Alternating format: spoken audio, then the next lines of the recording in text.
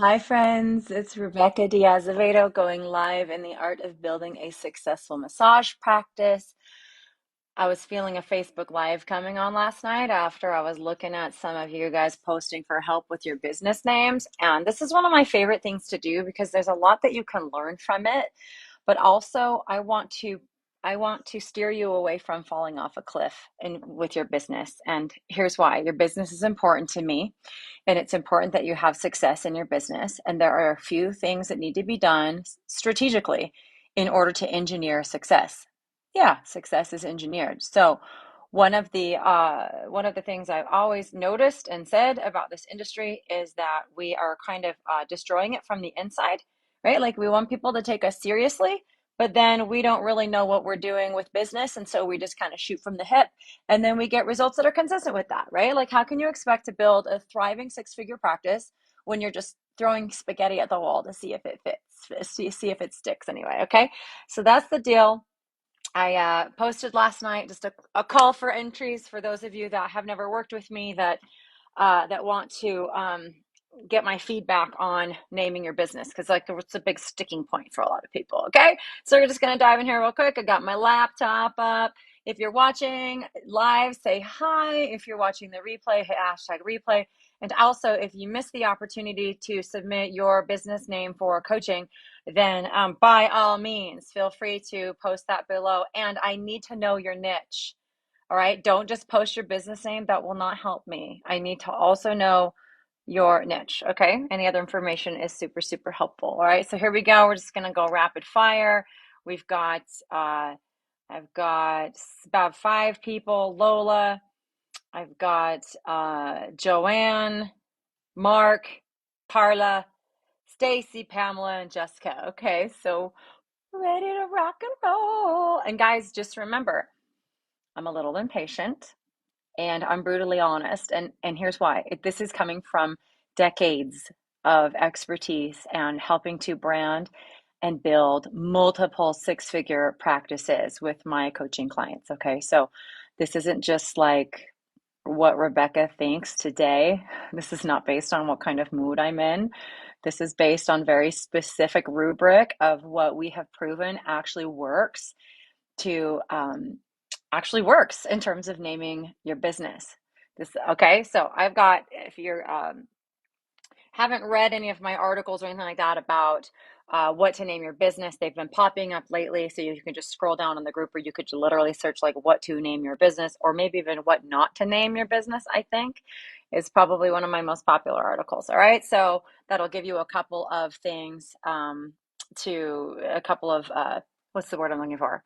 Just more specific points to refer in terms of where I'm coming from. All right. So we're going to dive in here. Lola, you're up first. Let me just see if I can, hold on. Let me see if I can do this while I'm Facebook Living. 1 moment, please. Let me see if I can tag Lola.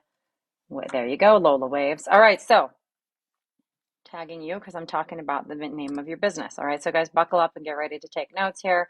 So hers is called Tiffany Haven Sanctuary.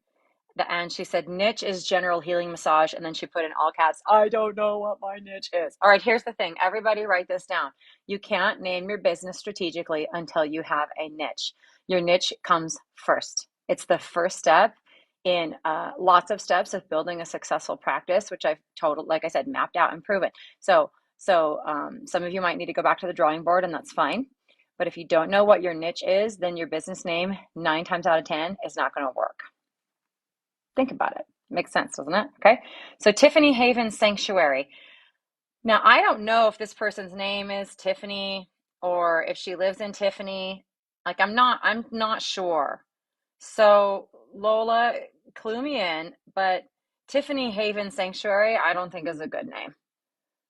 It doesn't even talk about, we have no idea what you do. We have no idea. If it is your name, I don't recommend using your name in your business usually. So I'd probably need more information from you in order to be more useful in terms of feedback. Okay, so, but there you go. That's the deal. That's what I have to say about that. All right, next up is Joanne Southern.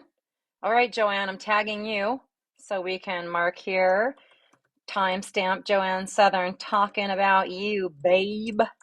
All right. And her business name is Feeling Better with Joe. Then she says, working on niche, anxiety and depression are some thoughts. Anxiety and depression is a great niche. Feeling Better with Joe is a lame name. Do not use that name. If I can just say, it's corny, it's unprofessional, and definitely if you're in a mental health niche, it's not going to lend to your credibility. So, I'm striking that one down, Joe. Sorry. And I'm also trying to get my camera to stop bouncing here. Okay, next up is Mark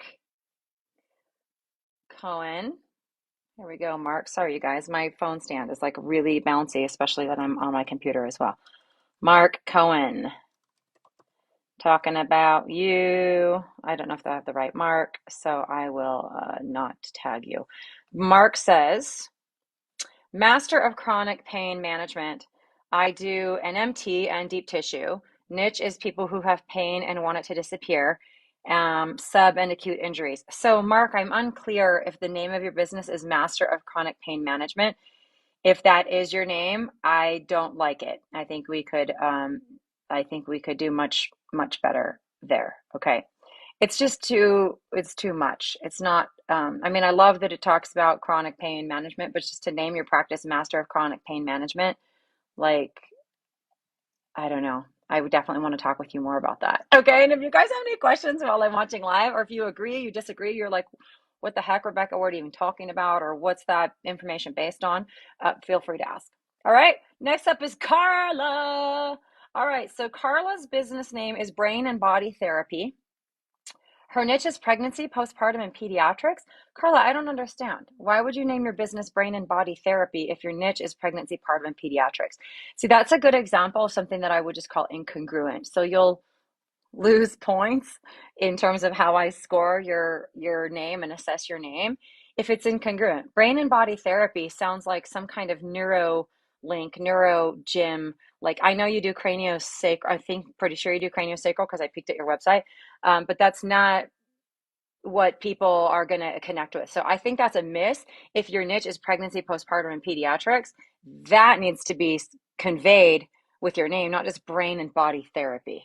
Okay. I always use this as an example. A lot of you know that I ran a very successful prenatal massage clinic for a long time, and it was called Salt Lake Prenatal Massage. That is like the best name ever because it said what we did, right? So it's so easy when your niche is pregnancy, postpartum, and pediatrics. It's really actually easy to work that into the name of your business or somehow to make that a little bit clearer. Okay. All right. Next is Stacy Griffith.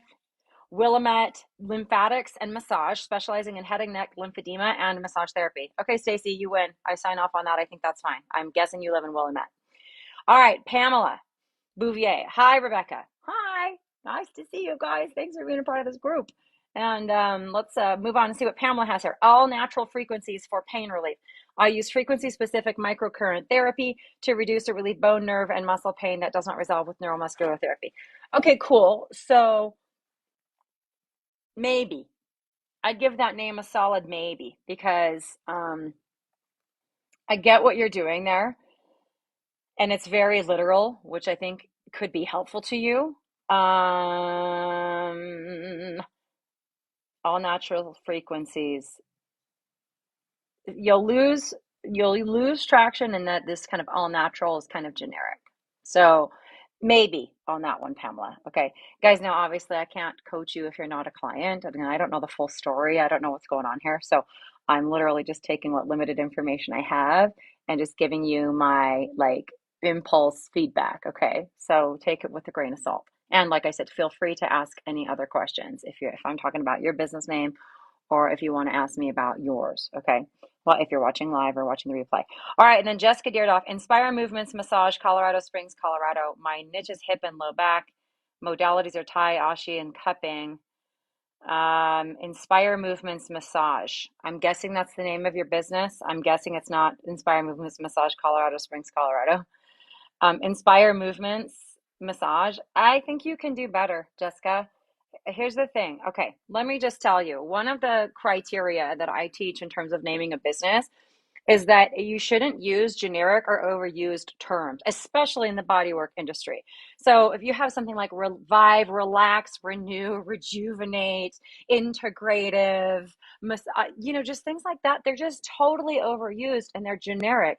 And they're what I call a B grade. Like there's A grade names. That's the equivalent of like beachfront property, right? Like just the best that you could get because your business name should accomplish a couple things. It should give you credibility and it should give you visibility and it should be totally clear and congruent with whatever your niche is. That's why you can't name your business without a clearly articulated niche in my book. Yeah. Okay. So that's the deal. So something like inspire or inspire movements or best self or happy you, rejuvenate, like you rejuvenate you, body and balance, body alignment, like those things are just they're just so overused. And I really recommend that you steer clear of names like that if at all possible. Because if it's generic, then you're invisible, right? If it's if it's just like everybody else, then you're invisible and you're replaceable. And I don't want that for you because I know that you're not replaceable as a body worker. I know that 99.9% of you within earshot of me, you're gifted, you're talented, you're not just a technician, you're a healer. And so everything in your business has to be congruent with that if you want to get the best results over the long run. And I honestly don't know anybody that doesn't want that. Okay. Is this making sense, you guys? I hope this is making sense. And like I said, if you have any questions about that or any rebuttals, or you want me to explain anything further, feel free to comment that below. And otherwise, if you also want me to give you my own brutal, honest feedback about the name of your business, feel free to post that below and it'll inspire me to come and do another Facebook Live. Okay. So you're invited to that. Feel free to DM my page. Feel free to just reach out to us. Go to rockyourmassagepractice.com. All of these resources are available for you. So I love you guys. I hope you're having a rocking day and we'll talk to you again soon. Bye.